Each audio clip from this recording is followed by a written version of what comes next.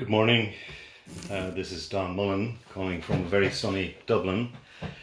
I hope that I am broadcasting, but I'm really not sure. I haven't done this before. It's my first time, and I pray to God that it's happening. I want to begin by thanking the Reverend Carrie Pemberton Ford of One Boat International Chaplaincy for COVID times for this opportunity. Sorry I'm a little bit late, but that's because I'm a dinosaur when it comes to this type of technology, even though Carrie has introduced me as a filmmaker and producer and so on, which is true, but this all began when I was a little bit gone beyond, I suppose, learning it. Anyway, that's the excuses over. I'm really glad to be here. I'm glad to have the opportunity to share with you. And I was planning something a little bit different, but it changed last night when I began to get some texts from people. And they were saying, I see there's a story about the Choctaw Indians on the news. So I became curious about this, and I thought I would begin by this. It also goes back to the year 1982.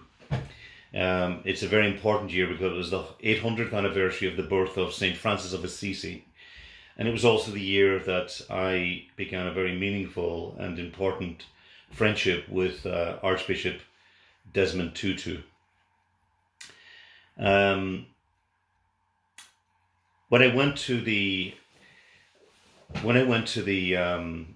news, I discovered that the Hopi Indians and the Navajo Indians had been quite surprised to find a lot of Irish people were responding to an appeal they had made for resources in relation to the COVID-19 pandemic, which is devastating them.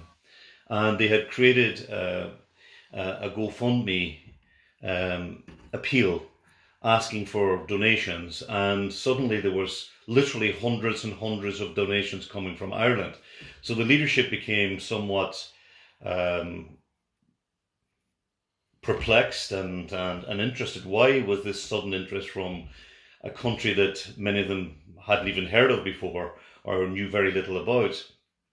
And when they went and discovered it or checked it out, they discovered that it went back to a connection in 1847 at the height of the Great Famine in Ireland, when Ireland was really devastated, again by a kind of a pandemic. It was a terrible blight that had attached itself and infected the potato, which was the primary source of food for many poor people. And as a consequence of the so-called potato famine, 1 million of our people died, and 1 million of our people were also forced to flee as political and economic refugees all over the world. Many of them went to the United States. And it was so bad that the Vice President of the United States put out a great appeal in 1847 asking people if they would respond to help the suffering of the Irish and indeed the Scottish, because the Scottish crofters in the Highlands were also suffering from the blight also. And a remarkable thing happened.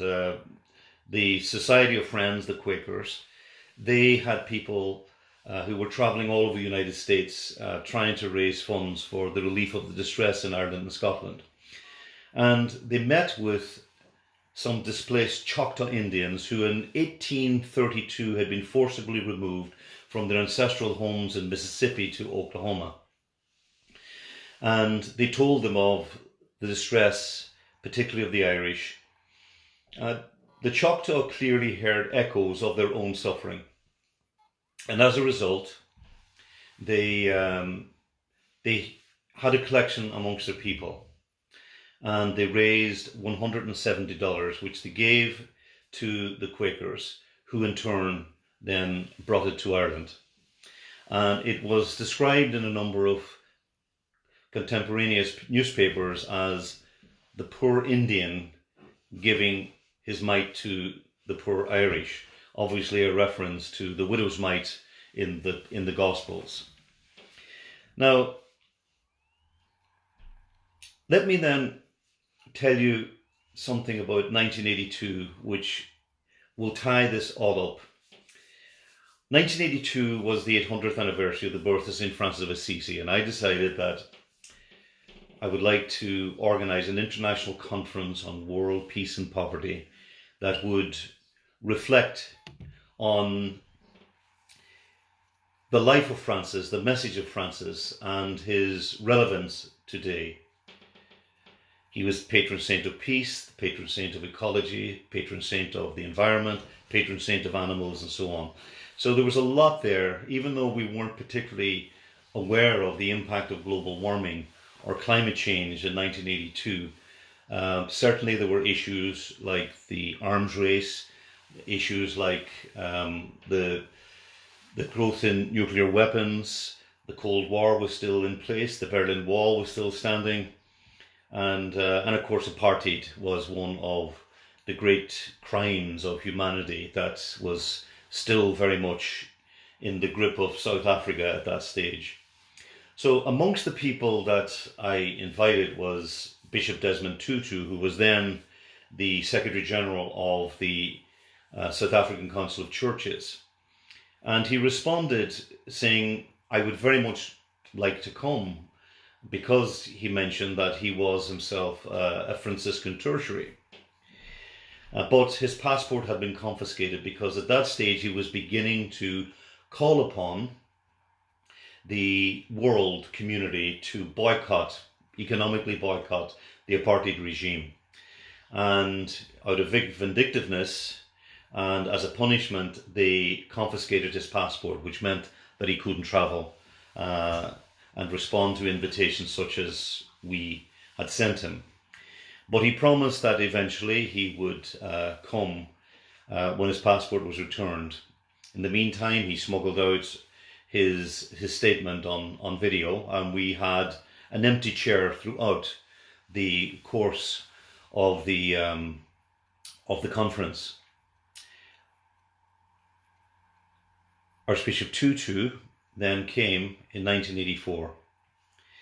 He was still bishop, although he was still the South African Council of Churches, and had not yet won the Nobel Prize.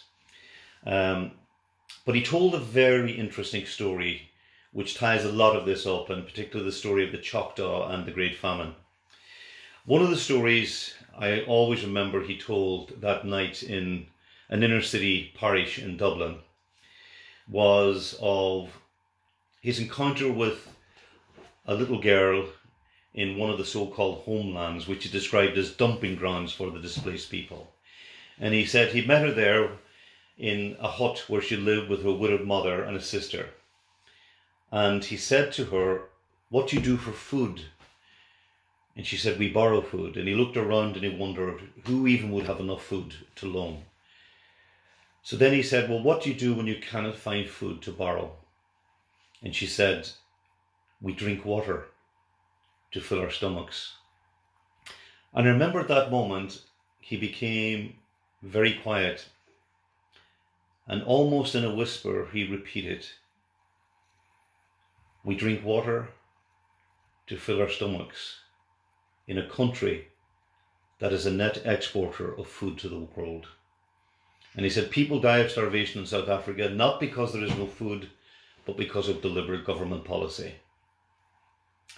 And as I sat listening to Bishop Tutu that night in an inner city parish in Dublin, there was an echo in my memory, and it was of the Great Famine in Ireland. Yes, caused by the failure of the potato crop, but the only crop that was infected was the potato, whereas wheat, barley, corn, oats, grazing land for livestock were flourishing as cash crops for export. So that as people died of starvation in Ireland, food in abundance was hemorrhaging out of the ports of Ireland, going mainly to Britain and to other parts of the world. And that story of Bishop Tutu made me curious, and I began to study the Great Famine. And I realized there was a huge teaching opportunity through it, particularly as we were then approaching the 150th anniversary, which would have been coming up in 1995. And I had all sorts of creative ideas, one of which was organising a famine walk in the west of Ireland, which is still ongoing, even though I have nothing to do with it anymore. It's a legacy that I'm very proud of. But that story led me to give lectures all over the United States, and on one occasion a young man came up to me in upstate New York and said, "Have you heard the story of the Choctaw who helped the Irish during the famine?" And of course I hadn't.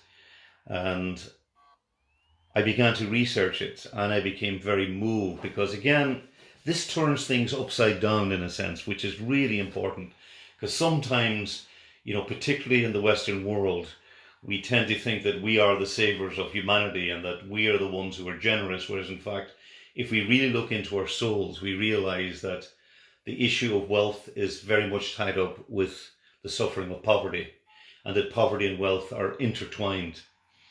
And here were some of the most displaced and abused people on earth who had the humanity to actually respond to white people on the far side of the great Atlantic Ocean. And they had every reason to reject us, in a sense, because, the Irish were part of European continent from which many colonizers had come, and indeed the Irish themselves would go on to become, to some extent, abusers of Native American people and black people in the United States. Even to this day, names around President Trump like McConnell and Ryan and so on, make me shudder. People who have lost any sense of their legacy, of their history, of who really essentially we are.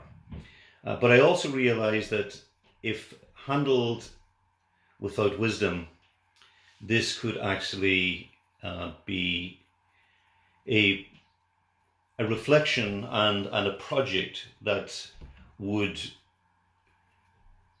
encourage bitterness, which is not what I want, because I felt that if we as Irish people look back at what happened to our people almost now 175 years ago, and considered it wrong, then we had a moral imperative arising out of that memory to actually take it and to shine a light on people in the world today who are suffering similar injustices, and to be their champions. And that's what I wanted to do. It was never about bitterness or hatred or anti-Britishness. It was about our essential humanity and harnessing that memory for that good. And that's what Desmond Tutu unwittingly sparked that night when he told that story of his encounter with the little anonymous girl in one of the homelands, the dumping ground for displaced people. And as a consequence, I began to bring about with colleagues in an organisation called AFRI that I was then director of, a great awareness of both our own history and how that history should shape our response to the world today. So that's where I was really surprised last night when I began to get texts saying, "I see your friend Mullan, Gary White here, a Choctaw artist and author. We're very good friends and have been for over 30 years now, on the news." And then I discovered that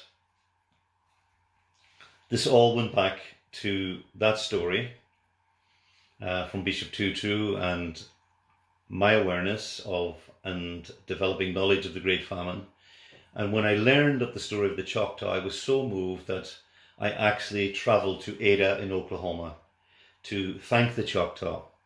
I was the first person in history to actually make that journey and to connect Ireland with the Choctaw since 1847, and I actually invited the Choctaw to come and lead the famine walk in the west of Ireland, which they did.